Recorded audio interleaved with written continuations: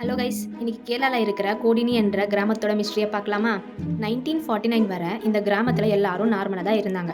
அதுக்கப்புறம் எல்லா வீட்லையும் இரட்டையர்களாக பிறந்தாங்க. இந்த கிராமத்தோட மொத்த ஜனத்தொகையே 2000 பேர் தான். அதில் 400க்கும் அதிகமாக ட்வின்ஸ் தான் இருக்காங்க. அதாவது அந்த கிராமத்தில் இருக்கிற ஸ்கூலில் கூட பெஞ்சுக்கு 2 ட்வின்ஸ் இருப்பாங்க. இதில் 10 வருஷமா டாக்டர் கிருஷ்ணா ஸ்ரீ பிஜு என்ற சயின்டிஸ்ட் வந்து ஜெனடிக்ஸாக இருக்கணும்னு சொல்லிட்டு அங்கே இருக்கிற ஃபுட்டு, வாட்டர் அண்ட் அவங்களோட டிஎன்ஏ எல்லாமே ரிசர்ச் பண்ணி பார்த்தாரு. பட் அவருக்கு எந்த ஒரு குழுவும் கிடைக்கல.